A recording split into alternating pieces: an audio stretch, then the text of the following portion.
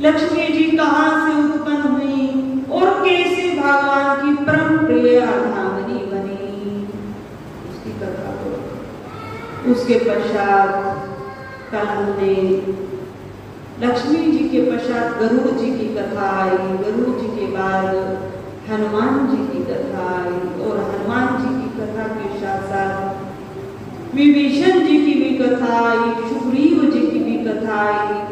सुग्रीव जी कहाँ से उत्पन्न हुए सारा तो वर्णन नहीं था, समय का अभाव।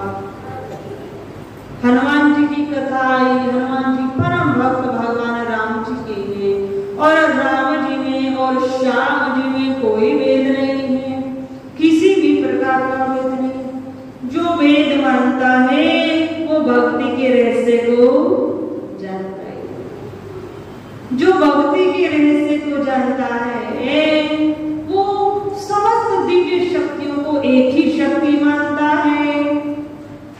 जो भक्ति के रहस्य को जानता है वो क्या कहते हैं, अगर उनको स्वर्ण मंदिर में अमृतसर में भी जाना पड़ जाए तो वहां भी प्रणाम करता है, और यदि किसी दरगाह पे भी जाना पड़ जाए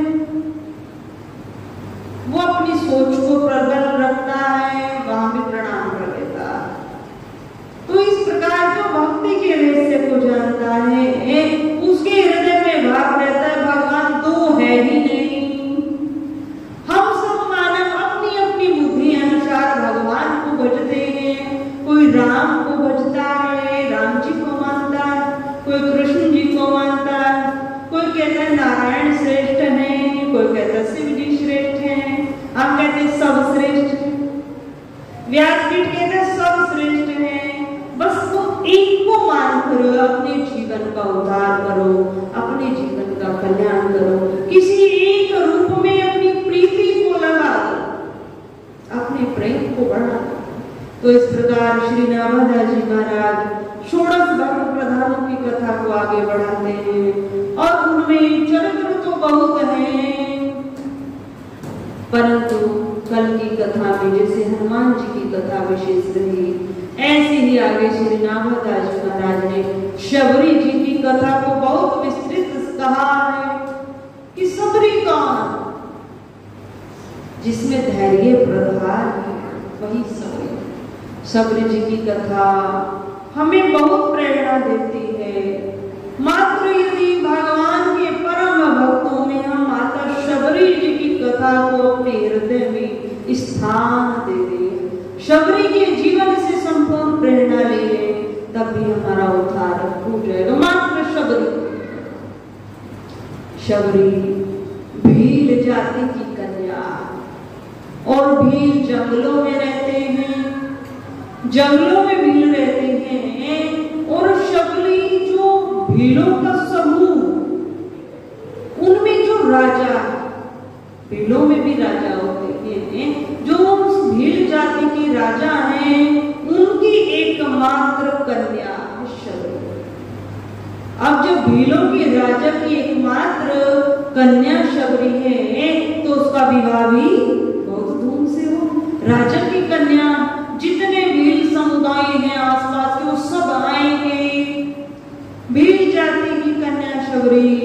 परंतु बचपन से ही कुछ संस्कार उसके ऐसे रहे कि वो जीव जंतुओं से बड़ा स्नेह करती थी, पूजा नहीं करती थी। हम कहीं पूजा करती थी, वे जानती थी राम कौन है, नहीं जानती थी कौन राम है, कौन श्याम है, भगवान क्या होता है, नहीं। परंतु उसके हृदय में जीव दया अति प्रबल थी, पशु पक्षियों से अति प्रेम शबरी करती।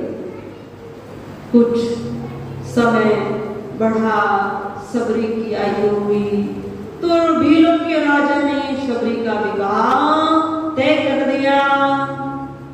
पहले बाल विवाह होता था, पहले से ही तय हो जाता था, परंतु कन्या जब थोड़ी मैच्योर हो जाती थी तो उसको भेज दिया जाता था। इस प्रकार जब शबरी का विवाह तय हुआ और उसके पश्चात उसको भेजने की क्रिया हुई कि अब इसको ससुराल भेजना चाहिए, कुछ बड़ी हो गई, तो भीलों के जो राजा उन्होंने कहा मैं तो राजा हूं, जो आसपास का समुदाय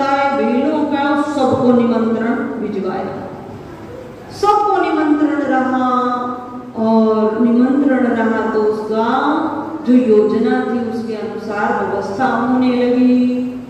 अब व्यवस्था में भी पाते क्या है, हम कहीं जंगलों में रहते तो पाते, सामान्य रूप से कंदमूल फल भी पाते हैं और मांसाहार पाते हैं। उसी प्रकार भीलों के राजा ने पशुओं को लाना प्रारंभ कर दिया। अब पशुओं को लाएं और घर में उनको व्यवस्था से रखें। अब घर में सब चर्चाएं चल रही हैं, इतने भील आएंगे, इतना भोजन बनेगा तो इतनों की व्यवस्था हो जाए। अब छोटी सी कन्या शबरी ये सब सुनती, मेरा विवाह होगा और विवाह में इतने पशुओं की हत्या होगी, इतने पशु मारे जाएंगे केवल मेरे कारण। यदि मेरा विवाह नहीं होगा तो इतने समुदाय के भीड़ नहीं आएंगे और इन समस्त पशुओं की रक्षा हो जाएगी। इस प्रकार का मन में भाव आया। अपने पिता की यश को नहीं देखा कि जीव दया होगी अर्थात सभी पशुओं की रक्षा हो जाएगी। और ऐसा जानकर रात्रि का समय था, शबरी माता ने छोटी सी उम्र बच्चा रूप शबरी अर्थात हृदय में जो भाव उस समय आ जाता है वो बड़ा प्रबल रहता है। कहते हैं ना, कोई भी बात यदि बचपन में संस्कार आ जाए तो वो जब तक जीवन है तब तक रहता। इसी प्रकार शबरी के हृदय में वो संस्कार है, जीव दया। अब वो इतनी प्रबल है कि रात्रि का समय है, देखा पिता सोए हुए हैं, माता सोई हुई है और ये नहीं जाना मैं कहाँ जाऊंगी, कहाँ रहूंगी, कैसे मेरा जीवन होगा, इस सब बातों पर विचार भी नहीं किया। जहां वह पशु बंधे थे उस कक्ष को खोला और उस कुटिया में से सारे पशुओं को जंगल में भगा दिया और उसके पश्चात स्वयं जंगल का मार दिया। बहुत दौड़ी, ना मेरा विवाह होगा ना पशुओं की हत्या। कितना सुंदर था। दौड़ी शबरी और दौड़कर जंगलों में पहुंची और ऐसा कहा गया कि बहुत कष्ट शबरी ने सहन किए। जंगल में जब हम जाते हैं कोई व्यवस्था नहीं है, किसी मार्ग को हम ज्ञात नहीं है, पहले कभी गए नहीं हैं और शबरी उन जंगलों में भटकती रही। कहीं सरोवर को तलाशती जल मिल जाए, कहीं भोजन को तलाशती कंदमूल फल मिल जाए, ना पांव में किसी प्रकार की चप्पल है, मन में डर है कि पीछे मेरे पिता भीलों के समूह को न भेज दे मुझे खोजने हेतु। अगर मुझे खोज लिया गया तो पिता भी मेरी मृत्यु दंड मुझे देंगे, मार भी जाऊंगी। तो इससे अच्छा मैं यहाँ से प्रस्थान करूं। दौड़ती गई शबरी, दौड़ती गई, बहुत कष्टों को सहा, पांव से खून बहता रहा, शबरी के रुधिर बह रहा है। कंदमूल फल का आहार मिल जाता तो पा लेती, दौड़ती। परंतु बार बार जो बात महत्वपूर्ण होती है वो बार बार कथा में भी आती। जागो राखे सैया मार सके न कोई। जो विधि का विधान पहले से बना है उसको कोई टाल नहीं सकता। जो भगवान के आश्रय पर, भगवान के विश्वास पर सब कुछ त्याग देता है उसकी पग पग पर रक्षा कौन करता है? परमात्मा करता। शबरी जंगलों में आई, बहुत समय व्यतीत हो गया। अब शबरी ने जंगलों में रहते हुए जंगलों में खोजती कुछ स्थान मिल जाए तो जंगलों में पाया एक आश्रम है। आश्रम अर्थात कुटिया, कोई महल नहीं बने, कुटिया, पर उसकी व्यवस्था ऐसी बनी है कि मानो यहाँ कोई निवास करता है, कोई रहता है।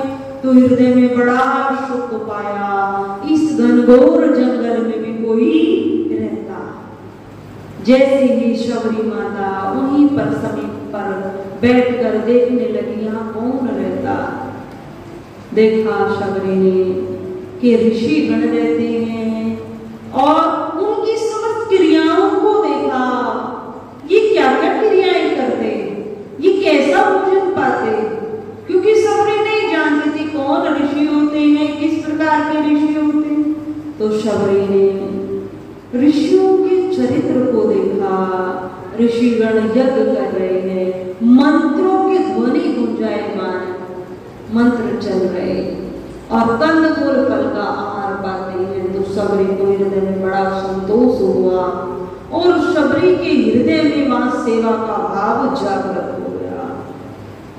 ऐसा आप सबने भी कई बार सुना होगा कि जब हम किसी पुण्य कार्य को देखते हैं, जब किसी शुभ कार्य को हम देखते हैं, तो उसके देखने मात्र से भी हमारे दोष, हमारे पाप नष्ट हो जाते हैं। और यदि हमारे हृदय में थोड़ी कुछ मात्र भी पवित्रता है, तो वहां धर्म कर्म करने का हमारा भी भाव जागृत हो जाता है।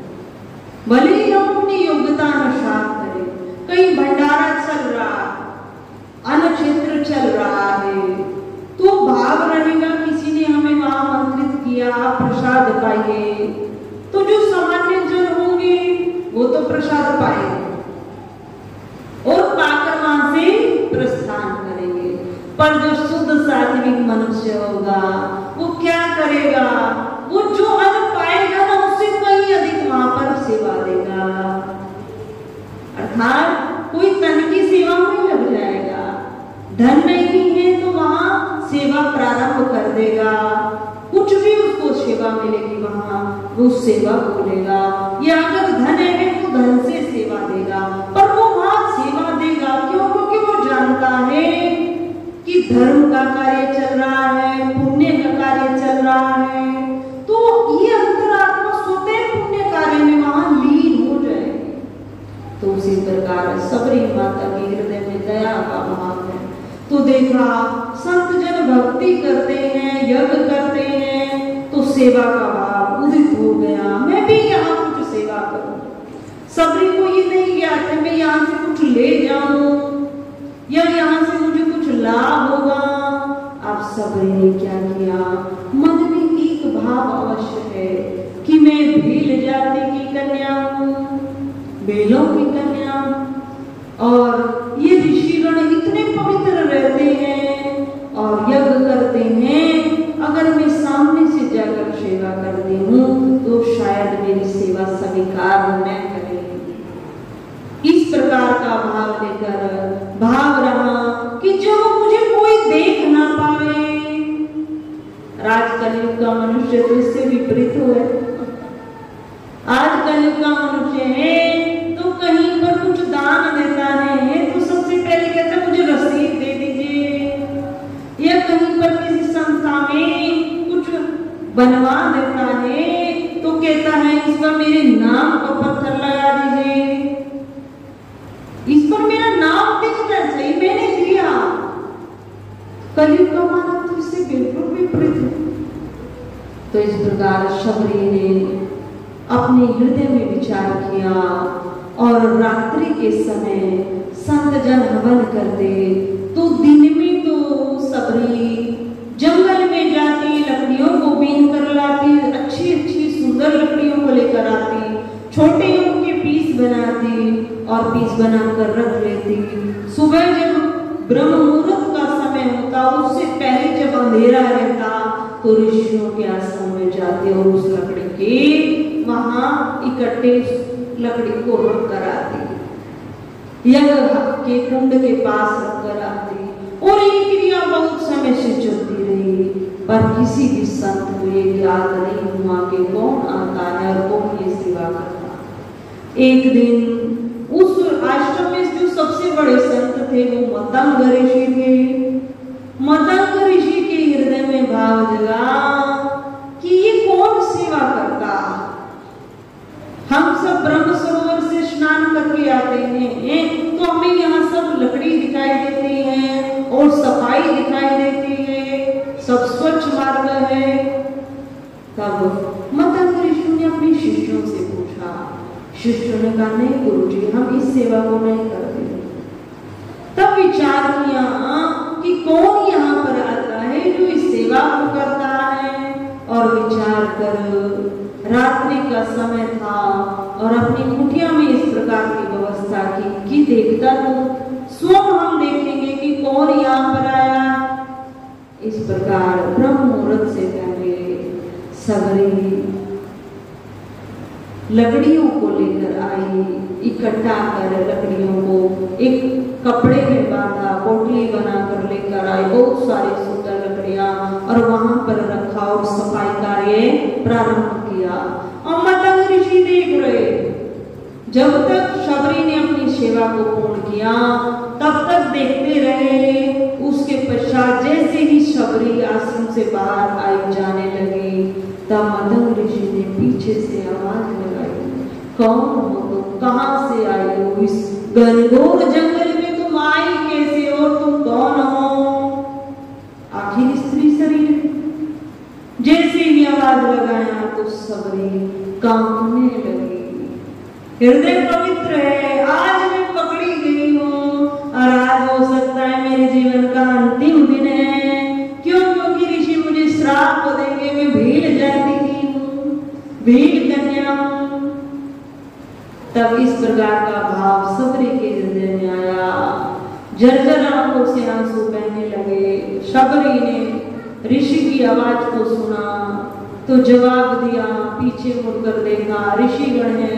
तो जहां पर शबरी खड़ी थी वहीं से दंडवत प्रणाम किया और प्रणाम कर कहा कि कहां से तुम आई हो, तो अपनी विस्तार पूर्वक कथा को कहा, मैं कौन।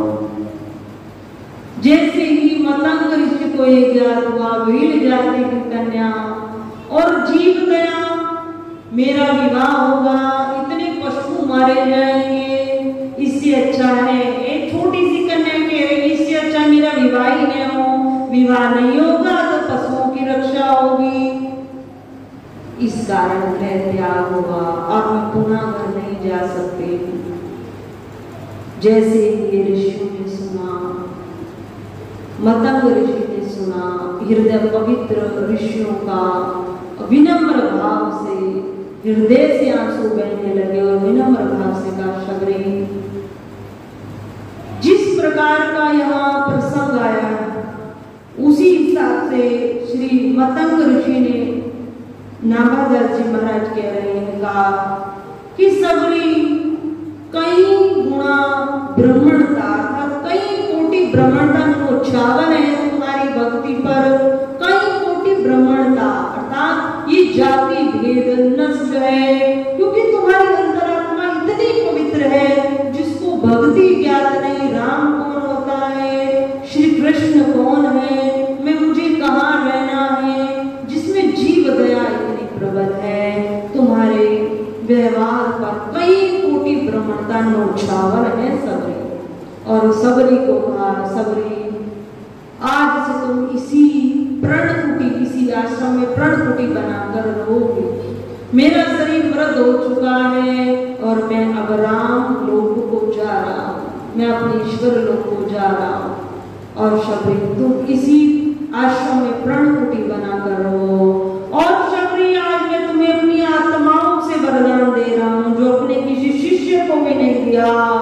कह दिया शबरी, ये संसार जिसकी राह देखता है, ये संसार जिसको भजता है, ये संसार जिसको पुकारता है, वही राम तुम्हें पुकारते हुए सबरी कहाँ मिलेंगी, सबरी की कुटिया कहाँ पर है, खोजते खोजते यहीं पर आएंगे, तुम्हें राम मिलेंगे।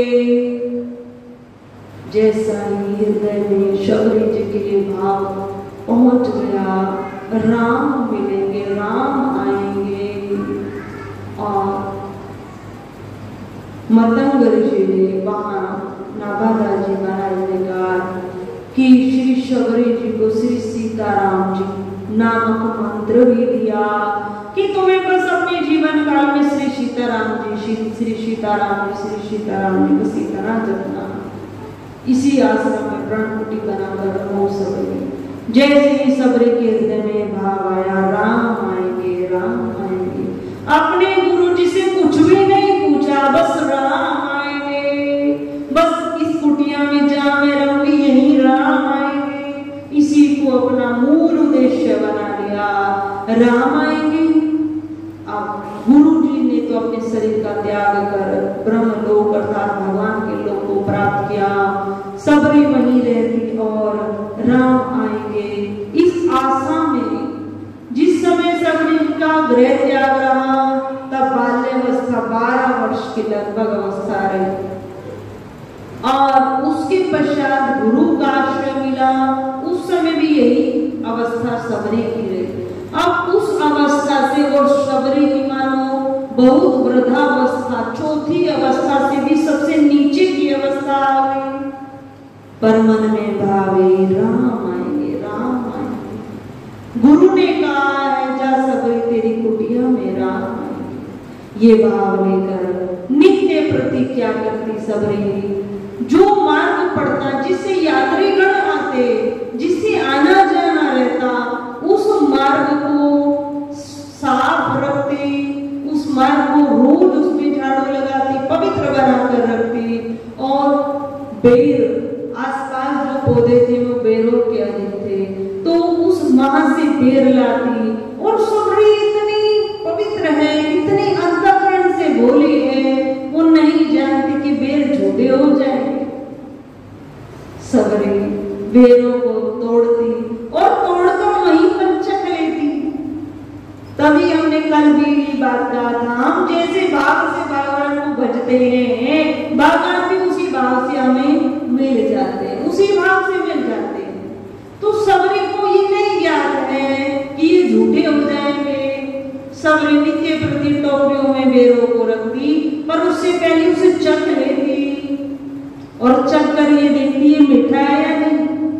अगर मीठा है तो अपनी जो लेकर जाती पात्र उसमें रख लेती, और जो यदि वह कड़वा खट्टा है तो वहीं पर उसको हटा देती। तो इस प्रकार नित्य प्रति बेरों की सेवा करती और मार्ग को साफ रखती। ना जाने कब राम जी आएंगे, इसी मार्ग से आएंगे, यही फल खाएंगे। नित्य प्रति सेवा करती और उस मंत्र को जपती रहती जो गुरु ने दिया है, श्री सीताराम जी, श्री सीताराम। इस प्रकार सबरी की चौथी अवस्था आ गई। सबरी जी की एक कथा और नामदास जी महाराज ने कही। ये कथा हमें बहुत प्रेरणा देती। सबरी अपनी कुटिया में रहती और आसपास के जो अन्य संत जन थे वहां वो सबरी जी से कुछ ईर्ष्या करते, ये भील जाती थी और मतंग ऋषि के आश्रम में रहती। और मतंग ऋषि तो चले गए, हमें यहाँ निवास नहीं मिला। इस भील जाति की कन्या को यहाँ निवास मिल गया, तो वे कुछ ईर्ष्या रखते। परंतु सबरी माता अपनी राम भक्ति में लीन रहती, अपनी सेवा में लीन रहती।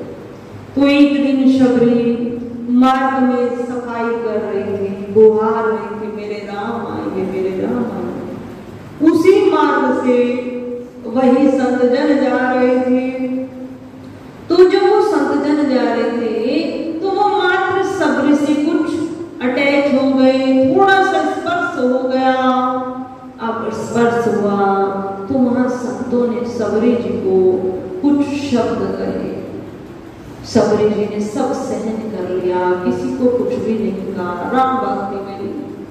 और जैसे ही स्पर्श हुआ तो संतों ने सोचा अब हम पवित्र हो गए, और अपवित्र हो गए। तो जो समीप ही ब्रह्म सरोवर था उसमें स्नान करने गए। जैसे ही स्नान करने के लिए गए तो जल भी अपवित्र हो गया, उसमें कीट चलने प्रारंभ हो गए और वो लाल रक्त जैसा हो गया।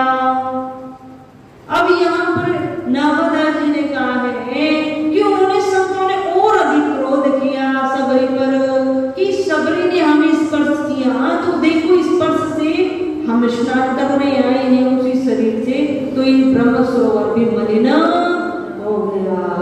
कितनी मलिन है ये सबरी, भील जाति की ये मांसाहार पाती, तो देखो इसमें भी कीट उत्पन्न हो गए, और अधिक क्रोध किया।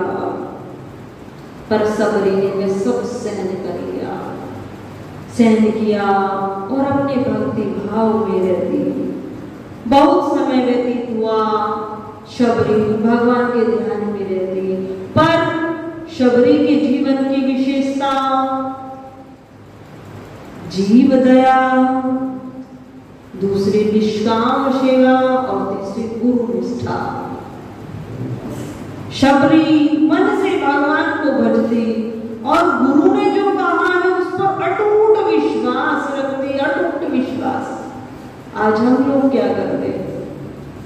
जीव दया के ऊपर अब से 2 दिन पहले, शायद 3 दिन पहले व्यासपीठ से चर्चा रही कि हम अपने सुख के लिए मच्छरों को मारते हैं। अब मच्छरों को, कीटों को घर से बाहर, केवल मच्छर ही नहीं, घरों में अन्य भी रसोई में हो जाते हैं, चूहे हो जाते हैं, तो उनके लिए हम क्या करते हैं? दवाई रख देते हैं। माताओं बहुत गलत है, कभी उस दवाई के इफेक्ट को देखना, कैसे वो मरते हैं। उस दवाई को लेते हैं तो दवाई को लेकर उनकी अंदर की जो नस है वो कटने लगती है और उनको पानी की आवश्यकता होती है, पानी मिल जाए कहीं से, तो वो उस पानी की तलाश में नस उनकी कटती है, अंदर से रुधिर बहता है तो वो बाहर निकलते हैं, इस प्रकार वो मरते हैं। तो ये हमें अधिकार किसी ने नहीं दे रखा, जीव हत्या करने का अधिकार हमें किसी ने नहीं दिया। ये ब्रह्म हत्या है, चूहों की भी हत्या ब्रह्म हत्या, मच्छर की हत्या ब्रह्म हत्या। हम उनको वहां से कहीं छोड़कर आए, हम बचाव करें, पर मृत्यु देना हमारा कर्तव्य नहीं है। बहुत बड़ा पाप है, बहुत बड़ा पाप। तो शबरी जी के जीवन में विशेष दया है, विशेष जीव दया। तो हम सब अपने आप को भी देखें, हमें राम अवश्य मिलेंगे, अवश्य मिल जाएंगे यदि हमारे अंदर इन विशेषताओं की प्रधानता हो जाए। पहली जीव दया, दूसरी निष्काम सेवा। हम निष्काम सेवा करते हैं, हमें निष्काम अर्थात किसी को ज्ञान भी नहीं हो, यश ने हमें प्राप्त हो और हमारी सेवा भी हो जाए। निष्काम सेवा में बहुत शक्ति होती है। निष्काम सेवा हमारे प्रारब्ध के पापों को क्षण मात्र में नष्ट कर देती है, इतनी शक्ति निष्काम सेवा में होती है। तो शबरी जी के जीवन की दूसरी विशेषता निष्काम सेवा। शबरी ने नहीं सोचा था कि मतंग ऋषि यहाँ मुझे वरदान देंगे, वह तो रात्रि में सेवा करती थी कि मुझे श्राप दे देंगे। इस प्रकार की निष्काम सेवा हम सबके हृदय में हो। तीसरी है गुरु निष्ठा। सबरी को गुरु ने कह दिया, जा सबरी, एक दिन इसी मार्ग से राम आएंगे और तेरी कुटिया को खोजेंगे, तेरी इस कुटिया में राम आएंगे। तो सबरी की चौथी अवस्था आ गई, चतुर्थ अवस्था। अब उसमें भी सबरी का खूब निकल आया, इतना समय व्यतीत हो गया, पर कभी प्रश्न ही हृदय में नहीं आया कि राम कब आएंगे या आएंगे भी या नहीं। इतना अटूट विश्वास गुरु पर, गुरु ने कह दिया, जा सबरी तेरी कुटिया में जा। इसीलिए कहते हैं कि गुरु को बनाना तो बहुत आसान है, पर गुरु के बनना बहुत कठिन है। गुरु जो कह दे उस वाक्य पर चलना बहुत कठिन है। और इसी को कहा गया है कि गुरु जीवन में होना चाहिए। क्यों कहा गया है कि हम गुरु के वचनों पर चले, वहां तर्क नहीं करें। आज प्राणी तो बहुत तर्क करता, गुरु जी ने इसको कुछ विशेष मंत्र दे रखा है और मुझे कुछ निम्न दे रखा, जब ही तो वो इतनी तरक्की कर रहा है। देखो उसकी इतनी बड़ी बड़ी बिल्डिंग बनी और मैं आज वहीं पर हूँ। गुरु ने उसको कुछ विशेष दिया। गुरु किसी को कुछ विशेष नहीं देता। हमारी अपनी श्रद्धा, हमारा अपना भाव है कि हम कितना ले पाते हैं। गुरु कुछ नहीं देता। गुरु केवल जो हमारा हृदय का भाव है, हमारी जैसी श्रद्धा है, हम ही उनसे प्राप्त करते हैं।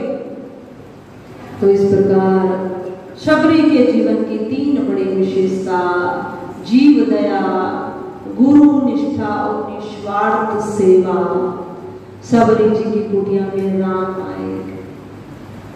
राम जी जब आए शबरी जी की कुटिया में, पहले से ज्ञात था राम आएंगे, और ये इतना भी ज्ञात शबरी को था कि जब तक मैं जीवित हूं ना, मुझे राम अवश्य दर्शन देंगे, मेरी कुटिया में अवश्य आएंगे। और भगवान राम जी पंचकुटी में जब निवास कर रहे थे, उससे आगे जब सीता जी का हरण हुआ, सीता जी की खोज करते करते माता शबरी जी की कुटिया में पधारे हैं। बोलिए श्याम रामचंद्र भगवान की जय। राम जी शबरी जी की कुटिया में आए हैं, और शबरी जी ने अपने भक्ति भाव पूर्वक जिन बेरों को रोज चुन चुन कर लाते थे, आज उन बेरों का चुनना सार्थक हो गया, और अपने हाथों से राम जी को बेर पवा रही। और राम जी 1 वर्ष की तपस्या का फल नहीं पा रहे, जो आजीवन शबरी ने तपस्या की है, उन बेरों के माध्यम से उस तप को पा रहे हैं। लक्ष्मण जी मुस्कुरा रहे, झूठे बेरों को पा रहे, लक्ष्मण जी को भी दे रहे हैं, इनमें झूठा मत देखो, ये 1 वर्ष का नहीं है, बहुत समय का सबरी का तप है जो उन्होंने हमारे लिए किया। उस रस को भगवान पा रहे। भगवान ने शबरी के बेरों को पाया और शबरी जी को नवदा भक्ति का वरदान सुनाया, नवदा भक्ति के विषय में बताया। और उसके पश्चात जो आसपास के ऋषिगण थे, जो सबरी से ईर्ष्या करते थे, जो कहते थे भील जाति की है, उन सबको ज्ञात हुआ इतनी श्रेष्ठ तप उन सब का भी था, अन्य ऋषियों का, कि राम जी आएंगे, राम जी की लीला होगी और सीता जी की खोज करते हुए आएंगे। और उन्होंने अपने प्राणों को जीवित भी इसी कारण रखा था कि नेत्रों से हम राम जी के दर्शन पाएंगे। पर इतना ज्ञात नहीं था कि राम जी सबरी जी की कुटिया में आएंगे। जैसे ही ज्ञात हुआ राम जी सबरी की कुटिया में आए, उस भील जाति की कुटिया में आए हैं, आंखों से गदगद आंसू बहने लगे। सभी संत ऋषिगण शबरी जी की कुटिया में आज पहली बार आए और भगवान राम जी को प्रणाम किया है, बैठे हुए देखा है, और राम जी को प्रणाम कर कहने लगे आप हमारी कुटिया में प्रवेश कीजिए। राम जी ने कहा नहीं। सबरी जी की कुटिया में राम जी ने प्रवेश पाया। राम जी अन्य संतों की, उस समय स्थान के संतों की कुटिया में नहीं गए। तो राम जी से वहीं पर संतों ने एक प्रश्न किया कि हम जैसे ही सबरी से स्पर्श हमारा एक बार हुआ, हम मार्ग से जा रहे थे, सबरी जी सफाई कर रहे थे, बुहा रही थी, तो थोड़ा सा शरीर स्पर्श हो गया और उसके पश्चात से हमने ब्रह्म सरोवर में स्नान किया तो उसमें भी कीट उत्पन्न हो गए। क्या किया जाए, क्योंकि ये समीप का ब्रह्म सरोवर है। हे राम जी, इस सरोवर को पवित्र कर देखिए, आप एक बार अपना स्पर्श सरोवर को करा देखिए। राम जी अंतर्यामी है। भगवान राम जी ने कहा ऋषियों से ब्रह्म सरोवर को पवित्र करना है। ऋषियों ने कहा प्रभु अवश्य, इससे हमें बहुत लाभ है। तो राम जी ने कहा शबरी माता के लिए जल लेकर आओ और शबरी माता के चरणों को पकारो। अब शबरी माता के चरणों को धुलवाया और शबरी माता के चरणों को धुलवाया है, जो चरणों तक है उसको का ले जाकर ब्रह्म सरोवर में छोड़ दो।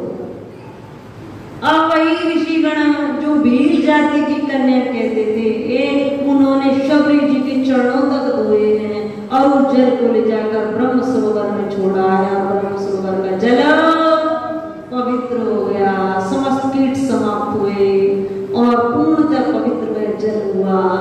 संत ऋषि मुनियों ने भगवान से क्षमा मांगी, तब वहां ऐसा भाव आया है कि जो भक्तों का अपमान करता है, भगवान कहते हैं मैं अपना अपमान सह सकता हूँ पर अपने भक्तों का अपमान मैं सहन नहीं कर सकता हूँ। ऐसी कई कोटि ब्राह्मणता को छावर है, क्योंकि भक्ति को श्रेष्ठ कहा गया। शबरी की भक्ति अति श्रेष्ठ है, अति प्रबल है और अति पवित्र है। तो भक्ति समस्त पापों को नष्ट कर देती है। भक्ति में कुल जाति रूप रंग अवस्था कुछ भी मायने नहीं रखता। भक्ति में कोई कुल मान्य नहीं रखता है, रूप रंग मान्य नहीं रखता है। भक्ति में भाव की प्रधानता होती है और भगवान भाव को ही ग्रहण करते हैं, भगवान भाव के अधीन है।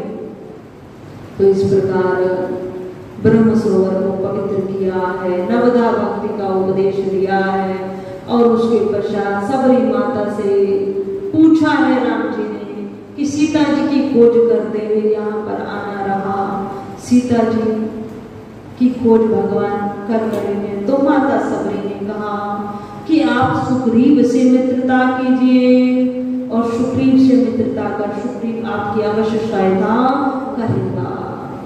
क्योंकि जो जहां का व्यक्ति होता है उसके पास अन्य उसके व्यक्तिगण होते हैं। जैसे कोई किसी देश का राजा है तो उसकी सेना अवश्य वहां मिलेगी, तो आपकी सुग्रीव अवश्य सहायता करेगा, आप सुग्रीव से मित्रता कीजिए। इस प्रकार कहकर जिसकी आस जिसका विश्वास राम जी थे, राम जी से भेंट हो गई। शबरी माता के हृदय में आंखों में राम जी की वे छवि, अंतःकरण में वे छवि पूर्णतः विराजमान हो गई और उसी छवि को देखकर शबरी माता ने अपने शरीर का त्याग किया।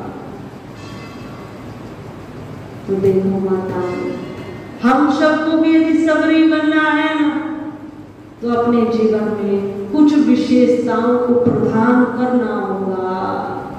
माताओं को कहते हैं जो, क्योंकि माताओं का हृदय भक्ति के लिए पहले से ही निर्मित है, भक्ति ही माताओं के हृदय में पहले से ही श्रेष्ठ। हाँ, आज की माताएं थोड़ी सी अलग हुई हैं कि किसी कार्य हेतु दया का भाव विलीन होता जा रहा है, परंतु जो सात्विक माताएं आप सब यहाँ बैठी, आप सबका हृदय, किसी को तो पहले पृष्ठभूमि तैयार करनी पड़ती है भक्ति के लिए।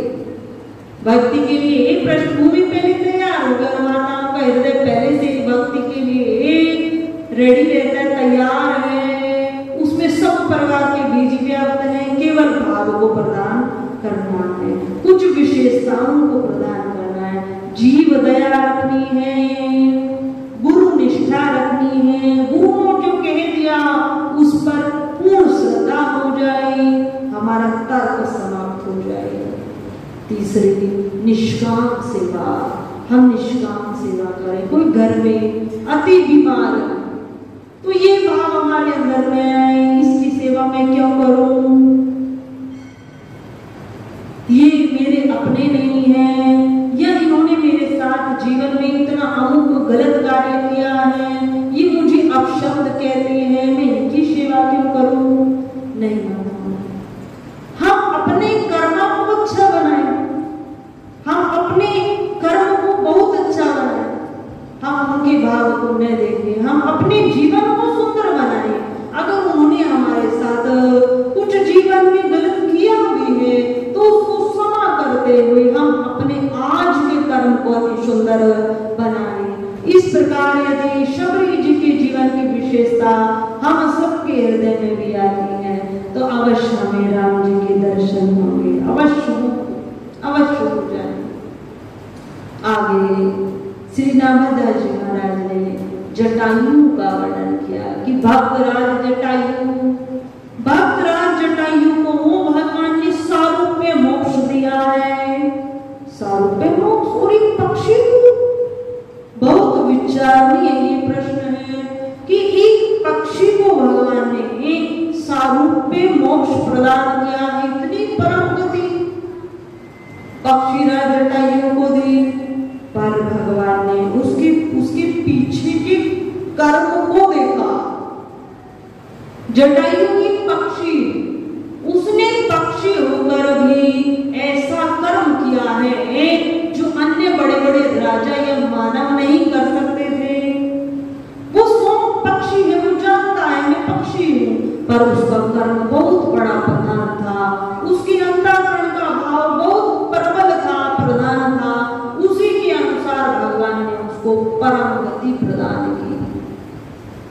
जटायु में जब मां सीता जी का हरण हुआ और मां सीता जी रथ पर बैठी हुई जा रही थी या रावण के विमान पर बैठी हुई मां जा रही थी, तब माता पुकार रही थी, कोई मुझे बचाइए, कोई मुझे बचाइए। इस प्रकार की ध्वनि गीधराज जटायु ने सुनी।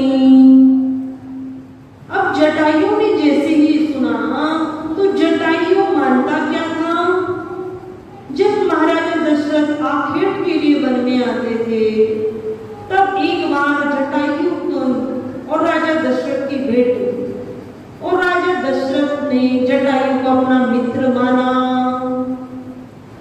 और जटायु पंचवटी के जंगल में रहता था और भगवान राम जी भी पंचवटी में राम जी ने मां सीता जी और लक्ष्मण जी सहित निवास किया। तो जैसे निवास किया तो राम जी से भी भेंट की और राम जी के दर्शन पाता था। नित्य प्रति जटायु श्री राम जी के, मां सीता जी के और लक्ष्मण जी के दर्शन करता था। तो दर्शन पाता था, जिसने भगवान के दर्शन को पाया है उसकी बुद्धि पूर्णतः पवित्र हो गई, उसके अंतःकरण की आत्मा निर्मल हो गई। भले ही वो शरीर से पक्षी था पर अंतर आत्मा पूर्णतः निर्मल थी और गीधराज जटायु मां सीता जी की भी रक्षा करता था। मानता था मेरे मित्र की ये पुत्र वधू है तो मेरे भी पुत्र वधू है, मेरे मित्र राजा दशरथ की ये पुत्र वधू है तो मेरी भी पुत्र वधू हुई, मेरी पुत्र वधू। तो बड़ा देखकर प्रसन्न होता था गीधराज जटायु। और जब माता जानकी का सीता जी ने हरण किया तो अपनी योग्यता अनुसार रावण से युद्ध किया। बस इसी उसके कर्म ने भगवान ने उसको सारूप्य मोक्ष प्रदान कर दिया। गीधराज जटायु को पता था ये रावण मुझे मार देगा, परंतु अपने कर्म को श्रेष्ठ किया। मैं जितनी योग्यता से रावण से युद्ध कर सकता हूं सो करूंगा और किया। चोट से घायल भी किया, चोट मारता रहा, जैसे उसके शरीर था उससे युद्ध किया और रावण ने उसके पंखों को काटकर उसको धराधाम पर धराशायी किया। राम जी ने गोदी में बिठाया और गीधराज जटायु ने बताया कि मां जानकी को रावण राक्षस राज रावण लेकर गया है, बहुत शुभ समाचार बताया और दक्षिण दिशा से लेकर गया है और रावण के साथ मैंने युद्ध किया तो रावण ने मेरे दोनों पंखों को काटकर मुझे धरती पर गिरा दिया।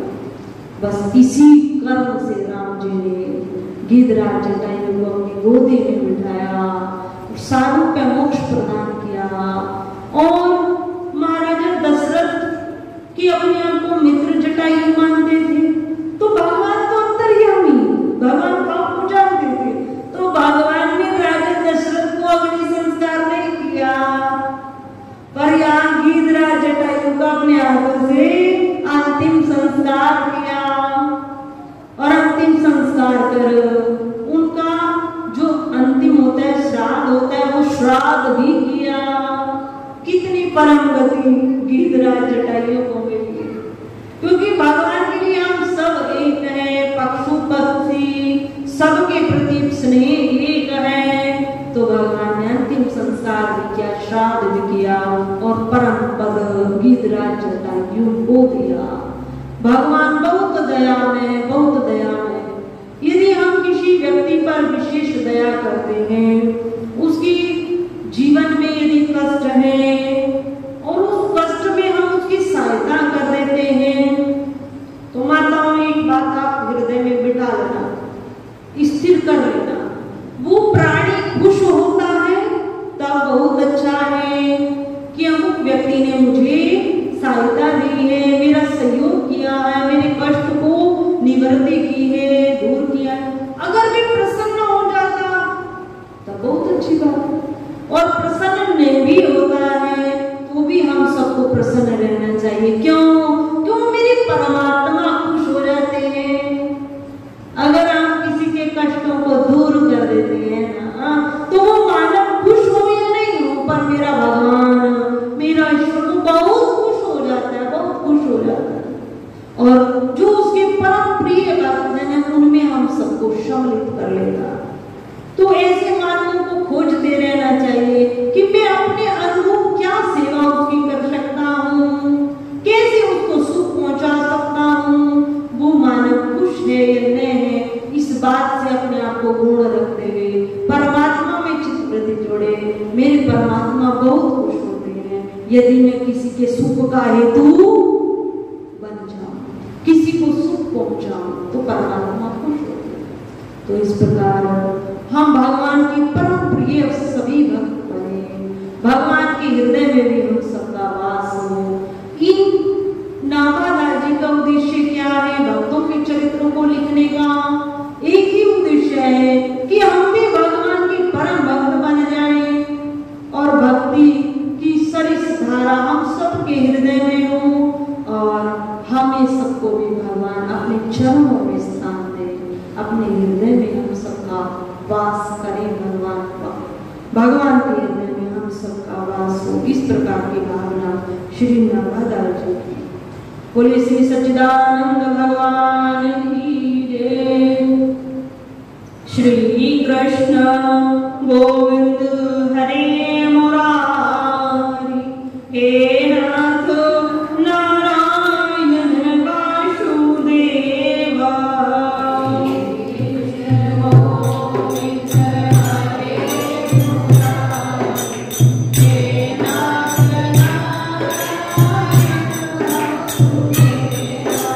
Hare